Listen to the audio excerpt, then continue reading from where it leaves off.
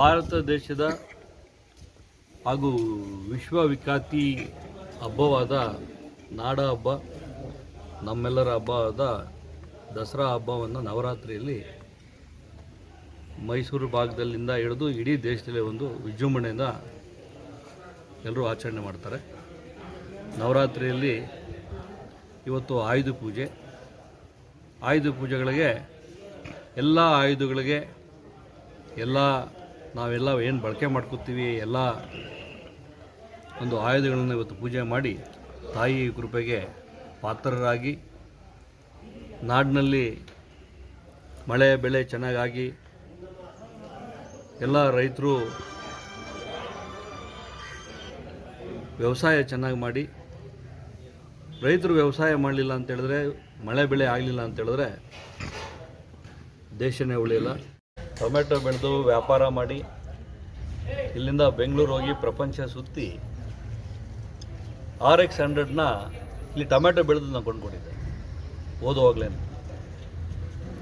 ಇವತ್ತು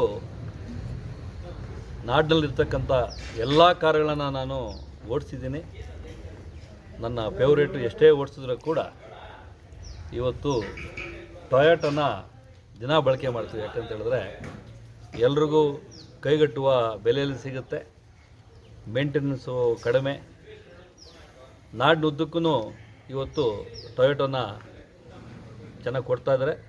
ಇದು ಜಪಾನ್ದೇ ಆದರೂ ಕೂಡ ಮೇಕ್ ಇನ್ ಇಂಡಿಯಾ ಮಾಡಿ ಇಲ್ಲಿನ ಬಳಕೆಗೆ ತುಂಬ ಅತ್ಯದ್ಭುತವಾಗಿ ಕೊಟ್ಟಿದ್ದಾರೆ. ಸ್ವಂತ ಏನು ಅವರವರ ರಾಜಕೀಯ ಬೆಳೆ ಬೇಯಿಸ್ಕೊಳ್ಳತಕ್ಕಂಥ ಒಂದು ಪಕ್ಷ, ವಿರೋಧ ಪಕ್ಷ ಕೆಲಸ ಏನು, ಪಕ್ಷದ ಕೆಲಸ ಏನು ಅಂತ ಹೇಳಿದ್ರೆ, ಇನ್ನೊಬ್ಬನ ಯಾರೋ ಒಬ್ಬ ಪಾಪ್ಯುಲಾರಿಟಿ ಬರ್ತಾನೆ ಅಂತ ಹೇಳಿದ್ರೆ ಅವನ್ನ ಹಾಳು ಮಾಡೋ ಕೆಲಸನೇ ಮಾಡ್ತಕ್ಕಂಥದ್ದು. ಅದರಲ್ಲಿ ಜನರಿಗೆ ಎಷ್ಟು ನೋವಾಗುತ್ತೆ, ಜನರು ಸಾಯ್ತಾರೆ ಅಂತಕ್ಕಂಥದ್ದು ಯಾರೂ ಮಾನವೀಯತೆ ಇಲ್ಲ. ಇವತ್ತು ರಾಜಕಾರಣದಲ್ಲಾಗಲಿ ಇವತ್ತು ತುಂಬ ನಮ್ಮ ಜನರಲ್ಲಿ ಮಾನವೀಯತೆ ಕಮ್ಮಿ ಆಗ್ತಾ ಇದೆ. ಇವತ್ತು ನಾನು ದಸರಾ ಹಬ್ಬದ ದಿವಸ ಹೇಳ್ತಾ ಇದ್ದೀನಿ, ನಮ್ಮ ಯಾರೇ ಇರಲಿ, ರಾಜಕಾರಣ ಇರಲಿ, ವ್ಯಾಪಾರ ಇರಲಿ, ಹಳ್ಳಿ ಇರಲಿ, ಡೆಲ್ಲಿ ಇರಲಿ, ನಮ್ಮ ಭಾರತ ಮಾತೆಯ ಒಂದು ಮಾನವೀಯತೆಯನ್ನು ನಾವು ಉಳಿಸ್ಕೋಬೇಕು. ಜನರನ್ನ ಪ್ರೀತಿ ಮಾಡ್ತಕ್ಕಂಥದ್ದು, ಬೆಲೆ ಕೊಡ್ತಕ್ಕಂಥದ್ದು ಮಾಡಬೇಕು. ನಾನು ಸುಮಾರು ಯುರೋಪ್ ಕಂಟ್ರಿಗಳಲ್ಲೆಲ್ಲ ಓಡಾಡ್ತೀನಿ. ಒಂದು 100 ಕಿಲೋಮೀಟರ್ ಸ್ಪೀಡಲ್ಲಿ ಬರ್ತಾ ಇದ್ದಾರೆ. ಎಲ್ಲರೂ ಒಂದು 100 ಮೀಟ್ರಲ್ಲಿ ಯಾರಾದರೂ ಮನುಷ್ಯನ ಅಡ್ಡ ಬಂದು ನೋಡಿದ್ರೆ 100 ಮೀಟ್ರ್ ಹಿಂದೆ ನಿಲ್ಲಿಸ್ತಾರೆ. ಯಾಕಂದರೆ ಅವರು ಮನುಷ್ಯನಿಗೆ, ಮಾನವನಿಗೆ ಅಷ್ಟೊಂದು ಗೌರವ ಕೊಡ್ತಾರೆ. ನಮ್ಮ ಭಾರತದಲ್ಲಿ ಇವತ್ತು ಈ ಒಂದು ರಾಜಕಾರಣ, ವ್ಯಾಪಾರ, ಅದರಲ್ಲಿ ಇದು ಒಂದು ಎಲ್ರಿಗೂ ಸ್ವಾರ್ಥ ಜಾಸ್ತಿ ಆಗೋಗ್ಬಿಟ್ಟು ಇವತ್ತು ಈ ಮಟ್ಟಕ್ಕೆ ಬೆಳೀತಾ ಇದೆ. ಇದು ಒಳ್ಳೆಯ ಬೆಳವಣಿಗೆ ಅಲ್ಲ. ಮನುಷ್ಯನ ಪ್ರೀತಿ ಮಾಡಬೇಕು, ಮನುಷ್ಯತ್ವ ಉಳಿಸ್ಕೋಬೇಕು. ಇದು ರಾಜಕೀಯ ದುರುದ್ದೇಶದಿಂದ ನಡೆದಿರ್ತಕ್ಕಂಥ ಒಂದು ಘಟನೆ. ಈ ಥರ ಆಗಬಾರ್ದು ಅಂತ ನಾನು ಕೋರ್ತೀನಿ. ಒಂದು ರಾಜಕಾರಣದಲ್ಲಿ ಅವರವರ ಒಂದು ಉಳಿವಿಗಾಗಿ ಬೆಳೆವಿಗಾಗಿ ಮಾಡ್ತಕ್ಕಂಥ ಕೆಲಸಗಳು. ಅವತ್ತು ಪವರ್ ಕಟ್ ಮಾಡಿರ್ತಕ್ಕಂಥದ್ದಾಗಲಿ, ಅದು ಒಂದು ಸೇಫ್ಟಿಗೆ ಜನರುಗಳಿಗೆ ಏನು ಪೊಲೀಸ್ನ ಭದ್ರತೆ ಕೊಡ್ತಕ್ಕಂಥದ್ದು ಎಲ್ಲ ವೈಫಲ್ಯ ಆಗಿದೆ.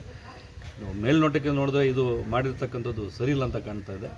ಏನೇ ಮಾಡಲಿ ಇವತ್ತು ಜನರ ಜೀವನದಲ್ಲಿ ಚೆಲ್ಲಾಟ ಆಡ್ತಕ್ಕಂಥದ್ದು ಒಳ್ಳೆಯದಲ್ಲ. ಮುಂದಿನ ದಿನಗಳಲ್ಲಿ ಮಾಡಿದುಂಡೋ ಮಾರೆ ಎಲ್ರಿಗೂ ಆಗುತ್ತೆ. ಇದು ಒಳ್ಳೆಯ ಬೆಳವಣಿಗೆ ಅಲ್ಲ.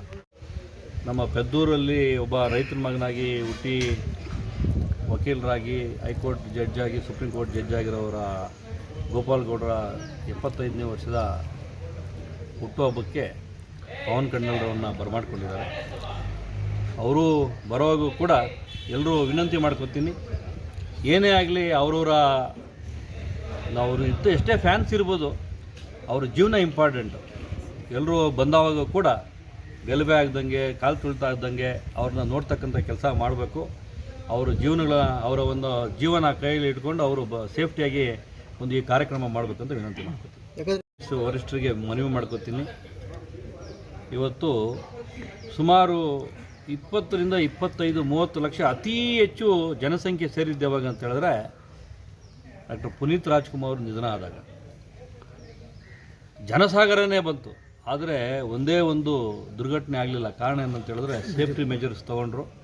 ಎಲ್ಲೆಲ್ಲಿ ಯಾವ ಥರ ಒಂದು ಭದ್ರತೆ ಕೊಡಬೇಕು, ಯಾವ ಥರ ಜನ ಬರೋಕ್ಕೆ ಅನುಕೂಲ ಮಾಡಬೇಕು, ಕ್ಯೂ ಯಾವ ಥರ ಹೋಗಬೇಕು ಮಾಡಬೇಕು ಅಂತ ಎಲ್ರಿಗೂ ಅವಕಾಶ ಮಾಡಿಕೊಟ್ರು. ಆ ರೀತಿ ಇಲ್ಲಿರ್ತಕ್ಕಂಥ ಸರ್ಕಾರ ಆಗಲಿ, ಆ ಸರ್ಕಾರದ ಜೊತೆ ಇರ್ತಕ್ಕಂಥ ಆಡಳಿತದ ಜೊತೆಗೆ ಪೊಲೀಸ್ ಇಲಾಖೆ ಕೂಡ ಈ ಭದ್ರತಾ ಕಾರ್ಯಕ್ರಮ ಚೆನ್ನಾಗಿ ನೋಡ್ಕೋಬೇಕು, ಜನರಿಗೆ ಎಲ್ಲ ಅನುಕೂಲ ಮಾಡ್ಕೋಬೇಕು. ಯಾಕಂತೇಳಿ ಎಲ್ರಿಗೂ ನೋಡ್ಬೇಕಂತ ಒಂದು ಆಸೆ ಇರುತ್ತೆ, ಬೈಕೆ ಇರುತ್ತೆ. ಹಂಗಾಗಿ ಈ ಸರ್ಕಾರ, ಭದ್ರತಾ ಮಂಡಳಿಗಳು ಎಲ್ಲ ಪೂರ್ತಿ ಅವರ ಕೆಲಸಗಳನ್ನು ಕರೆಕ್ಟಾಗಿ ಮಾಡಬೇಕಂತ ವಿನಂತಿ ಮಾಡ್ತೀನಿ.